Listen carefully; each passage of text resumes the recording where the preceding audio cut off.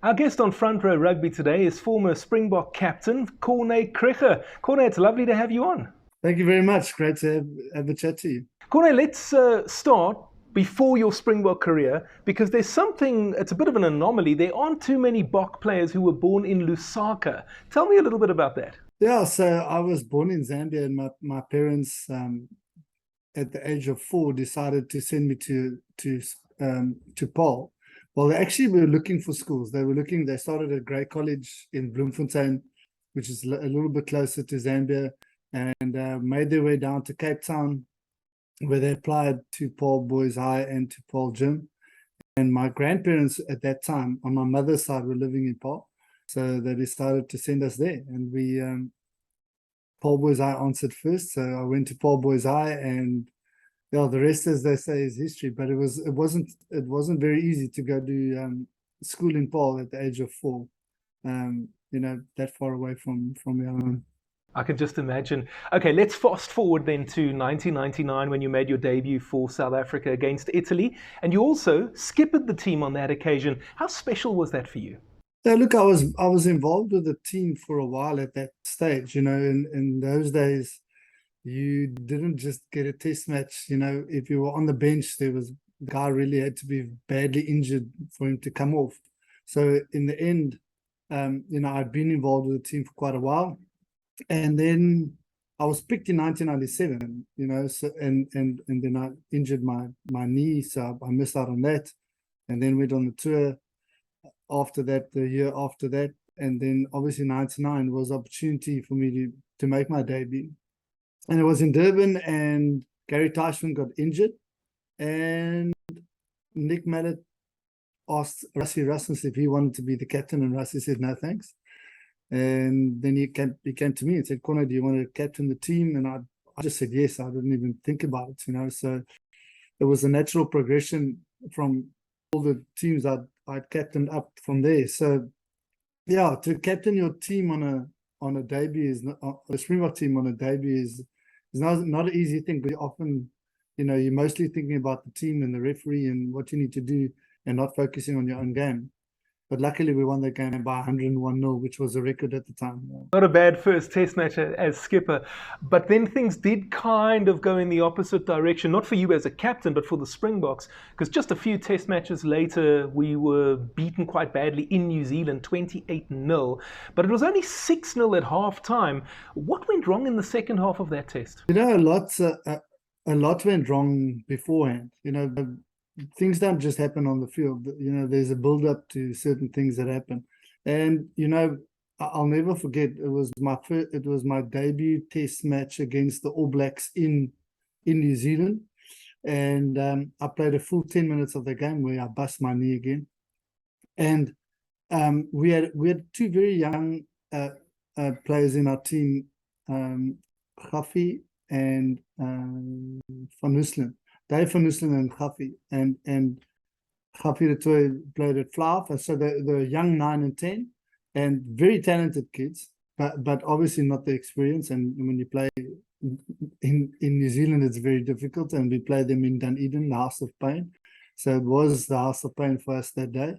But, just the build-up to the game and the pressures that come with playing in New Zealand, I think as a collective, as the coach, the players, everybody got a bit of stage fright and got a bit, nervous and made mistakes. And in the end, when you make mistakes against the All Blacks, you pay for it. You mentioned the injury there against the All Blacks and ultimately missing out on the 1999 Rugby World Cup.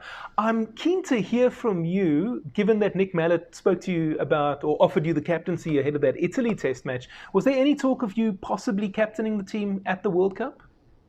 In the end, it was a possibility, but nobody knew that Nick Mallet was going to not pick the Gary Teichman to go to that World Cup. Everybody thought Gary Teichman was a shoo-in as the captain, but Bobby Skinner was playing really well at the time. But if Gary Teichman wasn't there, I would definitely have been in the running. And in the end, they opted for Just. And then Just was in that team that I captained in 2003. So it's you never know what happens, but the timing of the injury was just at a very bad time. You were back in the side in 2000. It's interesting to me that the latter stages of the Nick Mallett era featured a lot of heavy defeats down under in the Tri-Nations. Why do you think things went wrong? I think you work with a team for a long period of time, and then a lot of the older guys start leaving. And that's what happened to us. We the likes of, I think Gary Pagel, Gary Teichmann,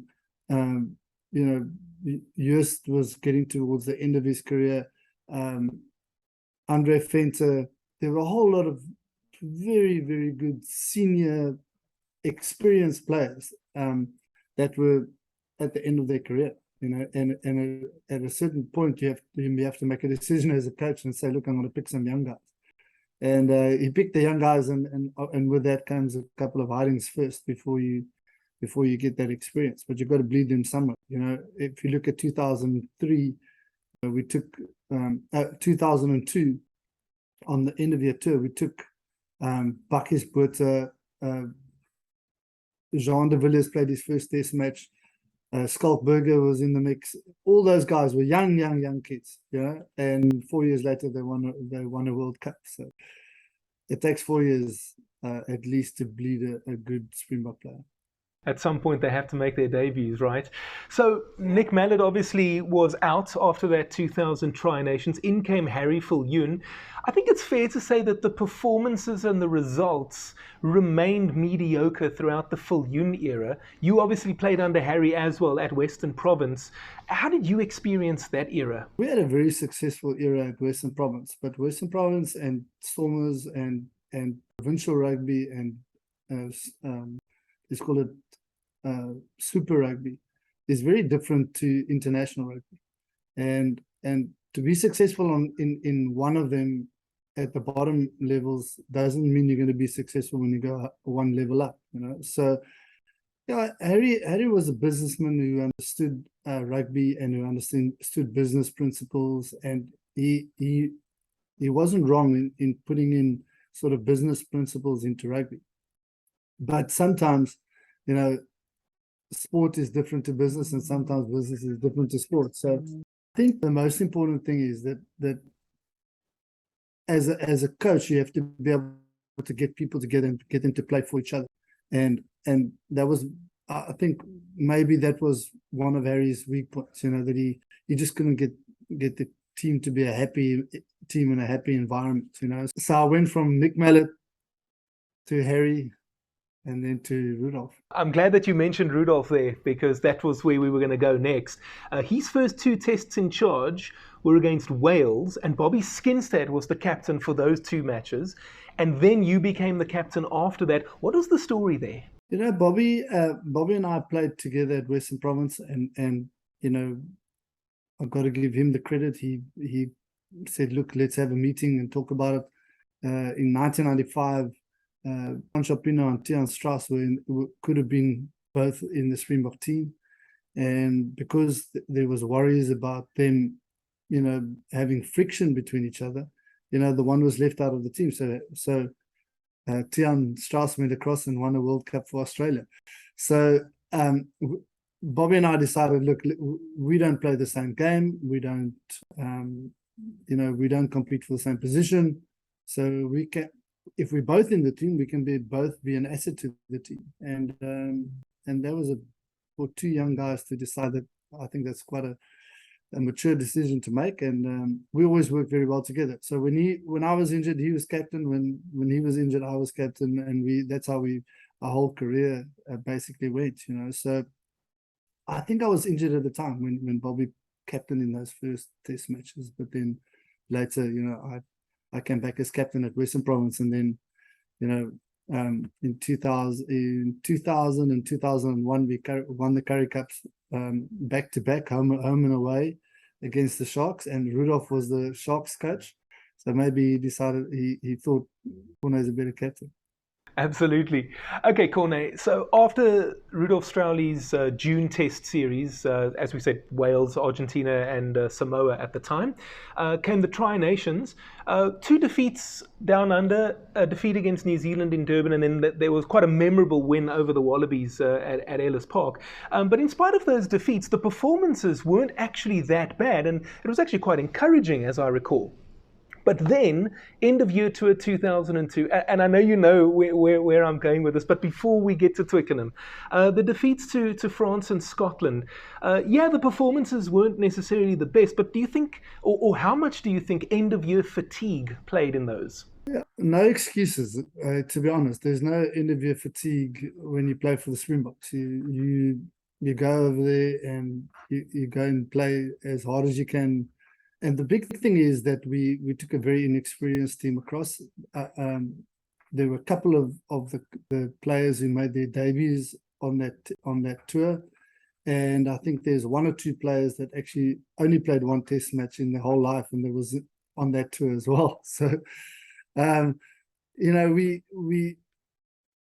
had a very inexperienced group of players. I was injured, and Rudolf asked me to come on the tour because we lacked experience, and he needed it. He needed some experience in the team, and even though I was still relatively young, I went, but I just had an operation on my thumb, so I went on the tour. But to be honest, we were a bit like a lamb to the slaughter in a way, because we were very young and inexperienced, and the older guys had been left. Some of them left out, and some of them were injured. So. Yeah, I think Rudolph's philosophy was that he wanted to bleed some young players. It was a year before the World Cup, not even 8-9 months before the World Cup. So, in a way, we knew we were going to get some hidings, but we didn't expect them to be that big. All right, speaking of a hiding, 53-3 against England at Twickenham. I know you discussed it in your autobiography, The Right Man at the Wrong Time, but for the purposes of our viewers, what happened that day? Yeah, so I actually talk about it quite a lot. It takes a couple of years to recover from the biggest loss in Springbok history. Luckily, Eben Etzebeth now has that monkey on his back. It took me 16 years. And to be honest, I think 57-0, I think, is the biggest loss now, and that's to New Zealand. But ours was against England at Twickenham. We as I said, we had a young team. We got fired up. Janis Labuschagne got a red card within 10 minutes, so we played 70 minutes with 14 men against guys who were 7-8 months away from being world champions. So we just got a hiding, So in the game, I made a lot of mistakes in terms of just like being over aggressive, because I was so disappointed in some of the younger guys in the group that sort of, you could just see their eyes were big and they didn't know what to do. And when you don't know what to do, just at least try your best, So I was quite disappointed in that, and I thought, I'm just going to try and do it all myself, which can't work on a rugby field. And as I said, I made some mistakes, which I regretted for many years, but I've apologized, I think, enough times. I think so. Let's move into 2003 then, the World Cup year. But before the World Cup, the Tri Nations, and there was another heavy defeat to the All Blacks at Loftus in Pretoria. I spoke to Robbie Kempson, actually. He was a guest on this show a couple of episodes ago. And he said that he thinks one of the reasons that things went wrong for the Boks that day was because you guys were staying in Durban and only flew up to Pretoria the day before. Would you go along with that? Yeah, that you don't mess around. You don't stay at sea level and then go up to altitude 1,800 odd meters above sea level a day before, So I think Rudolf was also trying things, also in a way a relatively inexperienced coach at the time. So he was trying things, and if it had worked and we'd beaten the All Blacks, everybody would have said, what a genius, So you're damned if you do, and you're damned if you don't in South African rugby, though. Corne, I know you know what I'm going to ask next. Before the World Cup 2003, there was a little thing that took place called Kamp Staaldraad. What happened there? The principle was right, the principle of taking players away from their luxury hotels, taking them out into the bush, putting them in a sort of military environment where they really struggle, and there's no cell phones, you can't speak to your mates, and it was really hard. The principle's right, that if you have to rely on each other, you become closer, and you understand each other better. You know who moans the most when there's real pressure, and when you're under severe physical strain. The only difference was that, you know, they took it a bit far. There were special forces involved who their idea of physical torture is very different to the general man in the streets physical torture. So I think that was one of the mistakes. And I think, you know, a couple of months out, I think we were 2 or 3 months out from a World Cup. You know, you want to build players up. You don't want to break them down. And unfortunately, these guys just broke us down. A lot of stuff went down that has been spoken about. You know, we did really silly stuff. You know, and as a captain, you know, I missed one World Cup, and I knew I wasn't going to make another World Cup. The way I played, it wasn't likely.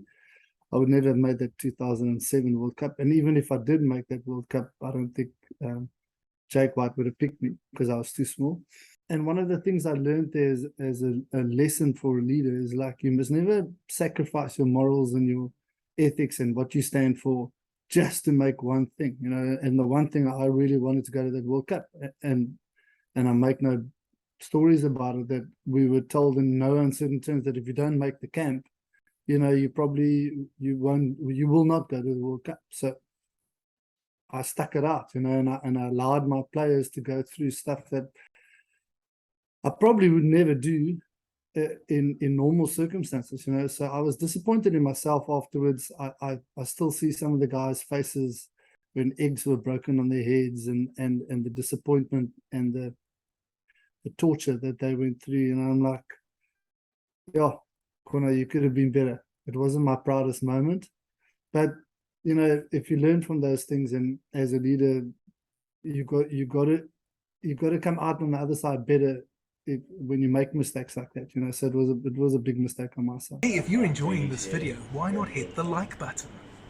Did you or the guys ever lose confidence in Rudolf Straeuli as a result? You know, I wouldn't say we lost confidence. You know, you maybe respect in some way. You know, it's like, oh, you know, how do we go through this? You know, and maybe you never know. You know, maybe there's method in the madness, and you go out and you beat England in that pool game as we tried to do. You know, if we'd beaten England in the pool game, we wouldn't have played New Zealand in the quarterfinal, which would have meant we probably would have gone through the semi-final. You know, so I don't think we had a team to win that World Cup, but I certainly believe we could have gone past quarterfinals. But we came up against the All Black team in that quarterfinal that just annihilated us. So we were competitive against England. You know, Johnny Wilkinson at his best was, you know, we had them rattled for 70 minutes, and in the last 10 minutes they scored a try and a drop goal. So, you know, to be honest, sometimes you don't know what's going to be good for you. So sometimes if you go through like tough stuff, you never think, you know, maybe we could sneak through this, and maybe it toughens us up quite a bit, and we pulled through one game, which was actually the England game. We always knew that if we beat England, we're not going to play New Zealand. So it was always, if we lose and we come second in our pool, we're going to play the All Blacks, you know. So you never know, and you got to go through these things. It's probably trial and error.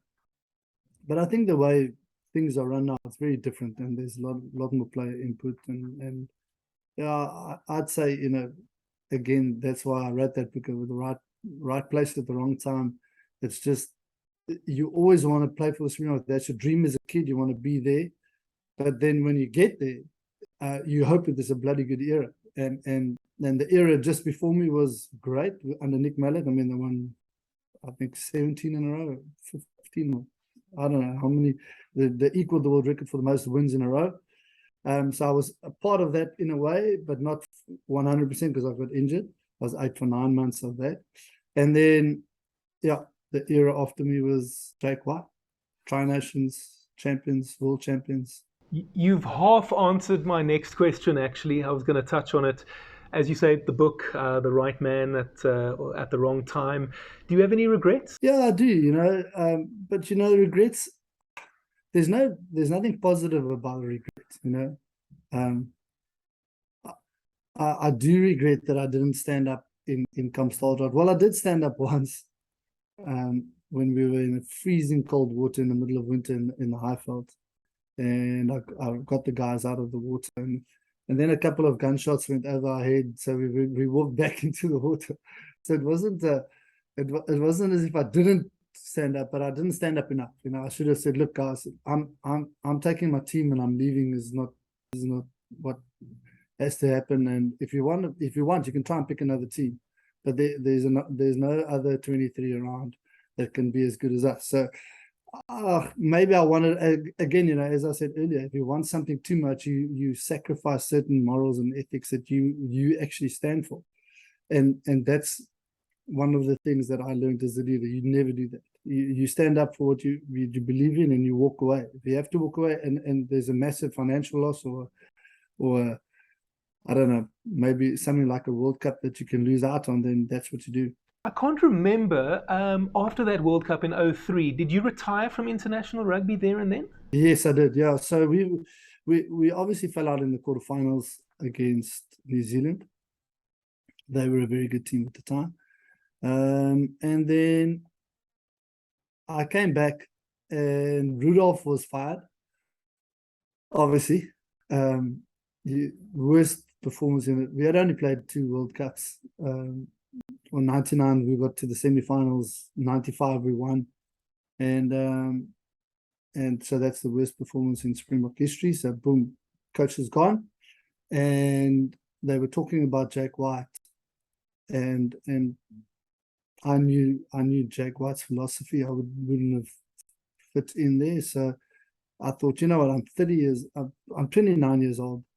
I'll retire from international rugby, go overseas for a couple of a 2-year stint, because I always thought I was going to stop playing at 30 anyway. I put it in my mind that I was going to stop playing at the age of 30. Just the way I played, because I wasn't a very big guy, too overly aggressive and just like punch way above my weight category. So yeah, so I retired from Springbok rugby. Corne, you've mentioned Jake White twice now, and his philosophy, and i.e. bigger players. I take it you have quite a strong opinion on that. Yeah, at the time, Hendrik Rousseau was probably one of the better open side flankers in the world. And Jake White just said, no, he doesn't need a fetcher. He needs somebody to fetch beer from his fridge. And he didn't pick him, and it's a pity, because if you look what's happening now, not a lot of people know this, but the overriding rule of rugby, well, maybe I must take you back. The only reason why I know this is because I was injured for 9 months, and SA Rugby only had to pay me for 6 months. So they said, you know what, jump on the plane in December with all the referees, and you go to the referees conference in Australia, Bondi Beach, and I made my way there. So this is the only reason why I know this. Not a lot of people know. The overriding rule of rugby is the following: is that rugby should be a game played by people of all shapes and sizes, which sounds like a very basic thing, but it's a very important thing, because if you depower a scrum, all the fatties will be out, all the props will be out. If you change something in the lineout, they'll take the tall guy out of the lineout. So whenever they look at a rule, when they look at changing a rule, they always look what effect are they on the size of people within the team. If you look at rugby league, it's not very different to our game, but they're all the same size. There's no size variation. They're all pretty much the same size, stocky, very fast. So they all pick one size fits all type of guy, So that's the amazing thing about rugby. With different shapes come different personalities, come different ideas. And so picking small guys now, if you look at it now, I mean, picking small guys is a trend, because the small guys, from day one, they learn how to evade tackles, So, I mean, Kurtley Orange, you can name them, all the small guys, are there, Kwagga Smith This is a great example. Carl Smith's not a massive, big, burly loose forward, but boy, can he run, and he can make a difference. So loose forwards, scrum halves, and wings. If they don't have to be big to be good, and I think that's the lesson that we've learned over many years. We were obsessed with size. Suddenly now we can pick a guy like Ridley Armstrong. Corne, during your era, England obviously were the team that emerged as the world champions. The All Blacks were, they're perennially strong. The Wallabies were very good at the time because they would have been the 99 world champions that won the Tri-Nations 2000, 2001 as well. Out of all of those great players that you came up against, who would you say was the toughest? It's a very interesting question, because when you ask South Africans, who's the toughest guy you ever played against, they often talk about a New Zealander or a guy in England that they played against that was tough. But, to be honest, I played it in the back end of the amateur era and the first year of the professional era, which is 1996. And the guys like Audrey Geldenhuys and Elandre van der Berg, the guys from the Eastern Cape, surely they don't get harder than that. Audrey Geldenhuys annihilated people. His fist was as wide as your head, and if he hit you, he knocked you out. It wasn't even a joke. And those days you could actually still punch guys on the rugby field. So by far the toughest guy I played against was Audrey Geldenhuys, because just how dirty he was and how scared I was of him. And then if I look at tough in my position, because I was an open side flank and I based my game on the New Zealand open side, because I knew I was too small to compete at any other level. If I played open side, I could get to the ball quickly, I could steal ball, I could slow ball down, etc. So Richie McCaw was coming through the ranks in my era, towards the back end of my era. Josh Kronfeld, when I started playing, I played against him. He was amazing in that 1995 World Cup. He was just an incredible player. But yeah, I based my game around their style of play and how they get to the ball. So it really was a case of I try to be an open side flanker, even though nobody picked open side flankers in South Africa. And we played with our open side flanker played with a number 6 on his back. In New Zealand, they played with a number 7 on their back. So we were very different. It's always been an interesting distinction that for me, the different numbers on the back, South Africa and New Zealand, in terms of the open side flanks. Corne, I think that a lot of this conversation has had a bit of a negative tone, when we spoke about those defeats at Twickenham, Loftus, the 03 World Cup, Kamp Staaldraad and all that. So I'd like us to finish on a high. So I'm going to ask you to share with us a memorable, funny moment from your time with the Springboks. Jeez. There were quite a few. When you go on tour and you travel in hotels, you travel around the world and you stay in these hotels, there's always characters within the team, and there's always lots of fun to be had. But I think about the wins on the field and in a very specific game. One of my highlights, but it wasn't as a captain, was or it could have been. Can't remember. As we beat the All Blacks 42-40 or something at Ellis Park. Robbie Fleck scored 3 tries, and you think about those moments where it's like it could have gone. We could have lost 42-20, but it's just one of those days where things work for you on the day. Your plans work out. You manage to hold on to the ball when you shouldn't hold on to the ball, and you score the tries, and it was just, but if I look back, which is incredible as the human mind is you forget all the bad stuff, you forget all the Kamp Staaldraad horrible stuff, you just remember the good stuff, you remember the tours and the jokes and on the bus and just maybe one story I can tell you that we in 1998, I think, Nick Mallet was still involved. So we went on a tour. Those days you played Wednesday and Saturday, Saturday for 4 weeks, and one of the guys in our team, I'm think of his name now. He was in the reserves all the time, and the reserves at that stage, as I said earlier, he never really got onto the field. I mean, a guy nearly had to die for you to get onto the field. So Philip Smith was the guy's name. He's a flanker, big guy, and a really good, funny guy. And when you get onto the bus, you have a number, not your number that you're playing. It's alphabetical order. So when you go on tour, there's 32 odd guys, and they alphabetically you get your number. So I was often number 15 because, K was somewhere in the middle under Krige. Anyway, so as we got on the bus, everybody's on the bus. They said, guys, number. So number 1 to 32. And this is the third or the fourth week. And Philip Smith had been holding a bag, those tackle bags, for 3 or 4 weeks, and he'd probably had enough. And everybody shouted out their name, and he shouted it out.